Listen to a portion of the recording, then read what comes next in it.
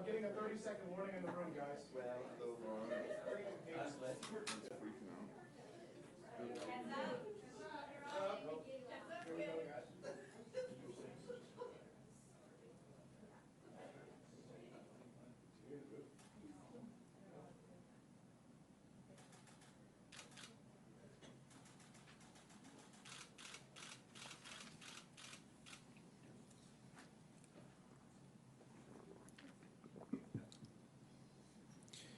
All right, good morning, everybody. Thank you for being here. This campaign has truly been an honor. I'm so thankful for the chance to be able to have traveled across this country, met so many Canadians, heard their stories, and talked about solutions to the problems they're faced with. The number of kids that came up to me telling me that they felt inspired, that they felt like they belonged, that seeing our campaign, they felt like they could do anything in their life is something I'm never going to forget, and is something that reminds me of why we do what we do, to inspire people to dream bigger. But one of the difficult things about elections is during an election, you can lose really good people. And one of the wonderful things about elections is that you can gain some new members of your party that win seats. And we had a little bit of both in this campaign. But most importantly, the results of this election, they showed that Canadians now have a historic opportunity to win. And the way they win is this minority government gives us a chance to be able to fight for the things that we've laid out all along this campaign. It gives us a chance to let Canadians know that we understand the responsibility that's been given to us, that we are going to continue to make sure that government does not work for the powerful corporations at the very top, but works for people. I take this responsibility very seriously, and I'm going to work hard to deliver on this responsibility.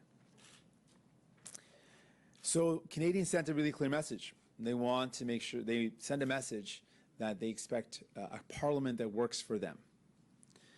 And if all MPs hear that message, that Canadians want a parliament that works for them, then the real winners of this election will be Canadians. I've been clear about my priorities, and I'll continue to work hard and fight for those priorities. In the days ahead, I'm going to sit down with my new caucus, and we're going to lay out our plans to see how we can work hard and fight for those priorities. Throughout all of this, the people that we work for, Canadians, the principles that we stand for, fighting for the needs of everyday families, not those at the very top, will guide us in the following weeks and months. I can let you know this. The New Democratic Party will be constructive, will respect the choices that Canadians have made, and will approach building the new Parliament with open minds and an open heart. Donc, dans cette élection, au Québec, on a perdu des excellents députés. Mais je suis fier de notre travail comme équipe et que j'ai eu la chance de montrer que je partage les mêmes valeurs de Québécois et Québécoises, les valeurs progressistes. Donc, nous n'allons pas laisser tomber les Québécois et Québécoises. On va continuer le travail.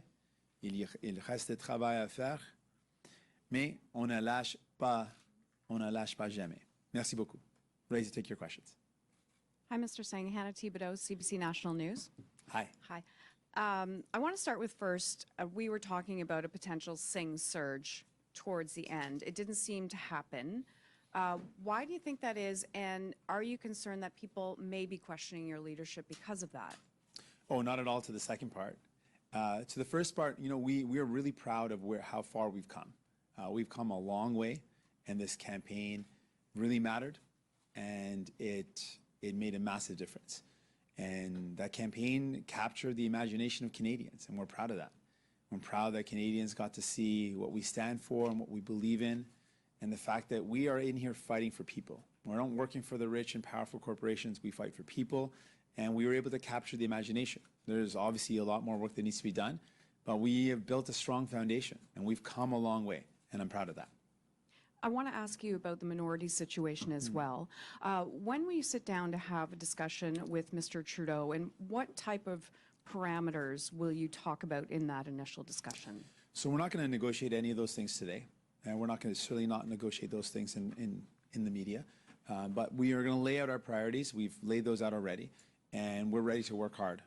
We understand the Canadians have given us a responsibility, but they've chosen. They've chosen the government. They've chosen Mr. Trudeau as Prime Minister. We respect that decision, but we're going to fight within those conditions, with everything we have to ensure Canadians know that we're in it for them, and we're going to deliver on our commitment to fight for them on those very priorities that we've laid out. Good morning, Mr. Singh. Janice Morning. Dixon, The Globe and Mail. Hi. Just following up on Hannah's question, just curious if you can give us a sense of how you plan on approaching the next Parliament, whether you would want to try and seek a deal with the Liberals or go sort of issue by issue. Well, everything is on the table. I can say that much, that we are not ruling out anything, but we're not going to negotiate that here. And what I can tell you is that our priorities are very clear. We've laid those out throughout the campaign. We want to see investments in healthcare. We want to see housing more affordable. We want to help out students. We want real action on climate justice. We've laid out those priorities, and we want to make sure that reconciliation is taken seriously. Those are going to continue to be our priorities. Canadians elected us with that responsibility, and I'll take it very seriously. Okay, and how long will your party need to rebuild its finances before it's ready to potentially fight another election? Well, we had a great campaign, and we enjoyed we gained a lot of support throughout, and we're going to continue to build on that support. We built up a strong foundation, and we'll continue to work hard. Bonjour, Monsieur Singh, Christian Bonjour. Noël de Radio-Canada. On lâche pas au Québec, c'est ce que vous avez dit, mais on dirait que les Québécois vous ont lâché hier. Comment vous vous sentez par rapport à cette défaite dure au Québec? Donc, au Québec, c'était ma première fois, en fait, de me présenter comme chef dans une campagne électorale. J'ai reçu un accueil et je suis fier de ça.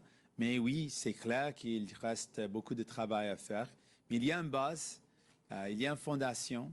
Et c'est vrai, on ne lâche pas jamais, parce que c'est important que les Québécois et Québécoises, ils savent que c'est nous, l'option progressiste. On va continuer de montrer que nous sommes des alliés pour le Québec et on va continuer de faire le travail. Vous sentez-vous par rapport à ça? Je pense que c'est difficile pour moi, c'était difficile de perdre des excellents députés et députés au Québec. Il y a plus de travail à faire, mais comme Jack a dit, il a commencé un mouvement au Québec et c'était difficile, c'était un défi, mais il a réussi et je veux continuer de faire le travail. C'était ma première fois de me présenter. Je pense qu'on a réussi de montrer que je partage les mêmes valeurs que les Québécois et Québécoises et on va continuer de travailler sur ça. Et au niveau de la minorité et de comment vous espérez l'utiliser, le Québec avait beaucoup de demandes dans cette élection. Vous avez un seul député au Québec, mais vous allez quand même devoir représenter la province. Quelles sont les priorités du gouvernement québécois que vous espérez amener à Ottawa pour faire avancer les choses? Donc, les mêmes priorités qu'on a partagées pendant cette campagne, on a parlé de la sensibilité unique au Québec, de le fait qu'ils ont une sensibilité unique par rapport aux enjeux environnementaux et la justice sociale. Les parités fiscaux, la fiscalité juste, ce sont des enjeux qu'on a parlé et on va continuer. Tous les enjeux qu'on a partagés pendant la campagne vont continuer d'être des priorités. Mr. Singh, Robin Gill with Global National News. Hi there. As you've had time to reflect about your losses in Quebec, is there anything you could have done differently, or was it just a write-off because of the BQ's rise? I mean, it's one of those things that's hard to analyze. I can just say that I'm proud of the work we've done. I'm proud of the campaign that we ran. There is still a strong foundation in Quebec. We're going to build on that. We're never going to give up. We're never going to give up on Quebec. Jack Layton started a dream, and the dream is still alive, and we're going to continue to build on it. Have you reached out to Justin Trudeau this morning at all? No. Bonjour, M. Singh, François Cormier, TVA. Pour le Québec, vous avez une voix dans le caucus avec Alexandre Boulris, qui est une voix forte quand même, mais Oui. vous allez perdre des employés, vous allez perdre des gens qui vivent au Québec et qui connaissent les réalités du Québec. Si vous avez des employés québécois, ils vont probablement rester dans la région d'Ottawa. Comment est-ce que vous allez faire pour rester connecté avec le Québec alors que vous perdez l'essentiel de vos ressources là-bas? Donc, je vais continuer d'être présent au Québec parce que c'est important pour moi. Le rêve de Jack Layton est important, le Québec est important pour moi et les Québécois et Québécoises sont importants pour moi. Donc, on va continuer d'être présent au Québec et c'est toujours un défi quand on a un manque de ressources, mais on a un député tellement fort. Il a une équipe tellement forte aussi, donc on va continuer d'avoir une présence avec une équipe forte. Et dites-moi, Justin Trudeau n'aura pas nécessairement besoin de vous sur tous les dossiers s'il décide d'y aller à la pièce. Par exemple, s'il veut travailler sur un oléoduc, sur un pipeline, il va pouvoir se tourner vers les conservateurs. Oui. Est-ce qu'il n'est pas dans la situation, dans un contexte de gouvernement minoritaire, est-ce qu'il n'est pas en ce moment dans la meilleure situation possible où il n'aura pas besoin de faire de lien avec aucun des partis? Ce que vous avez dit, c'est vrai. Et il peut travailler avec n'importe quoi. Je respecte la décision des Canadiens et Canadiennes. Ils ont choisi ce gouvernement. Mais aussi, on a une responsabilité de faire avancer les enjeux de justice sociale, de faire face à la crise climatique. Donc, on a une opportunité de faire le travail. On va continuer de faire ça. Mais ce que vous avez expliqué, c'est vrai. Good morning, Mr. Singh. Teresa Wright with the Canadian Press. In this minority situation, how dependent do you think your job is going to be going forward on maintaining or developing and maintaining a relationship with Justin Trudeau? Well, I think my focus is going to be on people, and I'm going to put forward the demands or the needs that people have. They have a lot of things that they need to see changed, and I'm going to fight for them. And I'm hoping that Mr. Trudeau respects the fact that there's a minority government now, which means we've got to work together. And so my focus is going to be on delivering for Canadians and the things that they need. And I'm ready to work with Mr. Trudeau to deliver those things. You mentioned electoral reform in your speech last night. Under a proportional representation system, you would have gained 30 more seats. Will you be pushing for electoral reform before the next election? Well, I believe in it, and I believe it should happen. And I believe this election has shown the problems with the current system. I think that the results show not a broken Canada. The people are, in a lot of ways, share so many values, share far more values than they have separate. But the results show a broken electoral system, and it's certainly clear we need to fix it. And so I've long called for, and I will continue to call for, true electoral reform, which means, for me, to giving power to people, having their voice be heard, and so I believe in proportional representation. Alex Ballingall with the Toronto Star. You spent much of your campaign in Toronto and the GTA, but you were shut out of the 416. I don't believe you made any pickups like in Brampton and areas where obviously you're very prominent and where you began your political career. What does it say about the campaign you had that you weren't able to break into Toronto and that region?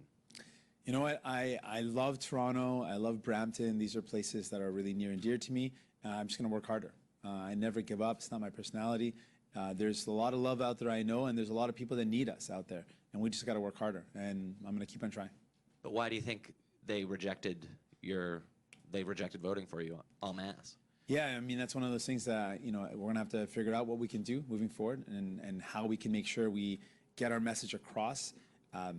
I don't have an answer for you right now, but I know that that's something that matters to me, and I'm going to work hard to make sure that people that need us have a voice there. I know that we can make those breakthroughs, and we're going to keep on working to make them happen.